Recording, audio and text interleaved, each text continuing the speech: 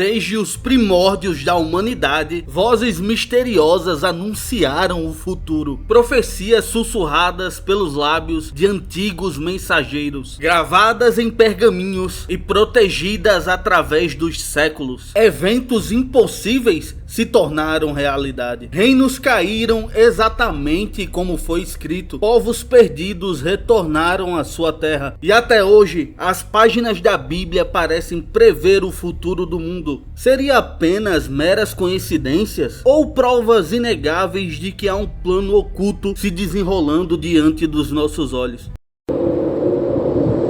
Antes de iniciar esse vídeo, eu queria deixar claro que nele nós seremos imparciais. Respeitaremos tanto a opinião de ateus como de agonistas e cristãos. Então vamos conhecer profecias que se cumpriram segundo os relatos históricos e que mudaram o curso do mundo.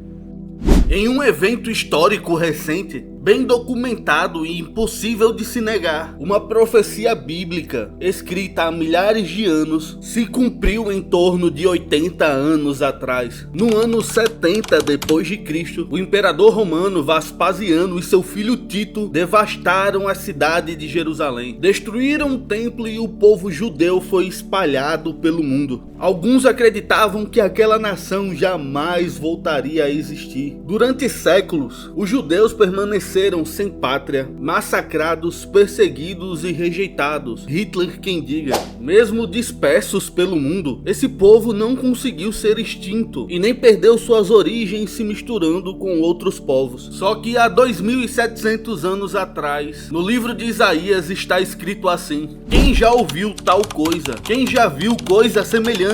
Pode uma terra nascer em um só dia? Ou pode uma nação ser gerada de uma só vez? Pois Sião estava em trabalho de parto e deu à luz a seus filhos. Essa passagem parece descrever claramente o que aconteceu em 14 de maio de 1948. Israel renasceu contra todas as probabilidades. Um povo disperso há 2 milênios voltou à sua terra natal, exatamente como a profecia dizia. Mas você sabia que um brasileiro teve um papel crucial nesse momento histórico? Exatamente, Oswaldo Aranha, um advogado, diplomata brasileiro. Ele era o presidente da sessão e tinha influência nos debates e ajudou a impulsionar a votação para o plano de partilha palestina. A votação iria acontecer no dia 27 de novembro, mas Oswaldo, percebendo que algumas nações não estavam totalmente decididas em votar a favor da partilha, ele adia para mais 2 dias, no dia 29 de novembro de 1947. A resolução 181 foi aprovada e isso permitiu que no ano seguinte, em 14 de maio de 1948, o Estado de Israel foi oficialmente proclamado. Oswaldo Aranha foi reconhecido pelo povo israelita e é considerado um herói nacional. A dispensação de Israel pelo mundo também foi uma profecia, que isso aconteceria. Outros profetas também profetizaram sobre a volta dos israelitas à sua terra. Ezequiel, no Vale de Ossos Secos, o profeta Jeremias também profetiza assim, e o profeta Amós ele vai mais fundo. Mudarei a sorte do meu povo, de Israel. Eles reconstruirão as cidades devastadas e nelas habitarão. Plantarão vinhas e beberão do seu vinho. Farão pomares e comerão do seu fruto. E eu os plantarei na sua própria terra. E nunca mais serão arrancados das terras que lhe dei, diz o Senhor, o seu Deus. É difícil acreditar que um povo disperso pelo mundo, sem poder político, após 2000 anos retornaria à sua terra. E isso é uma evidência histórica de uma profecia que se cumpriu.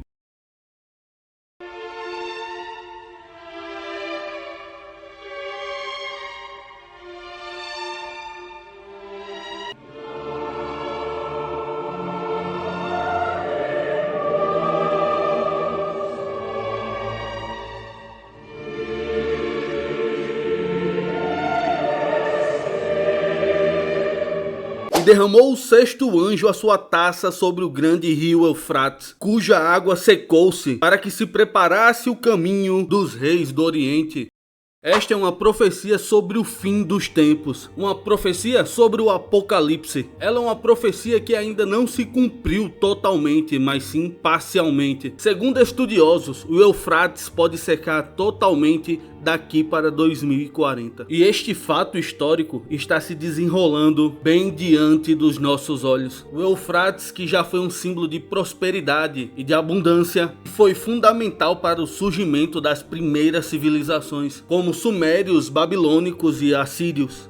Existe também uma profecia parcial que surgiu já esse ano, que ela explodiu a minha mente, mas logo chegaremos nela. Imagine um rei pagão ser chamado pelo nome 150 anos antes dele nascer e cumprir exatamente o que foi profetizado. Parece impossível, não é mesmo? Mas isso aconteceu com Ciro o Grande. Isaías havia profetizado que Ciro libertaria o povo judeu. Só que quando ele profetizou, Jerusalém ainda nem tinha sido conquistada pela Babilônia. Assim diz o Senhor ao seu ungido, a Ciro, a quem tomo pela mão direita para subjugar as nações diante dele e desarmar reis, para abrir diante dele as portas, para que as portas não se fechem. O que chega a ser mais surpreendente é que quando essa profecia foi lançada, o templo ainda não havia sido destruído e o povo de Israel estava livre. Só que agora vamos avançar 160 anos no futuro. O Império Babilônico está dominando o mundo. Jerusalém foi destruída pelos babilônicos em 586 a.C. O templo estava em ruínas e os judeus eram escravizados. Só que em uma noite, Ciro e os persas invadiram a Babilônia e de forma inesperada. Eles desviaram o rio Eufrates e entraram na cidade sem resistência, cumprindo a profecia de que as portas não seriam fechadas para ele. Após Ciro conquistar a Babilônia sem resistências, ele, ao invés de escravizar o povo judeu, ele acaba libertando eles. E não somente isso, ele também ajuda o povo judeu a edificarem um novo templo, assim como estava profetizado há 150 anos atrás.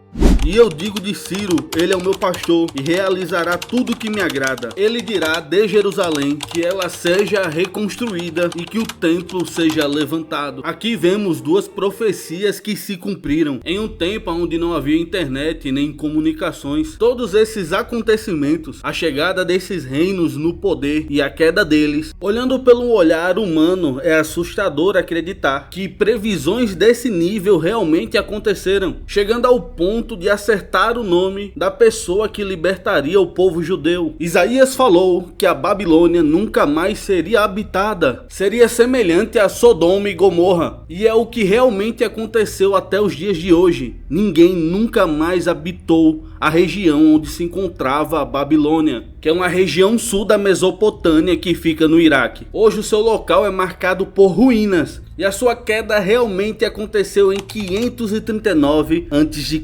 E isso é um registro histórico, meu caro, inegável, para que ninguém possa comprar ou vender, senão aquele que tem a marca, o nome da besta ou o número do seu nome.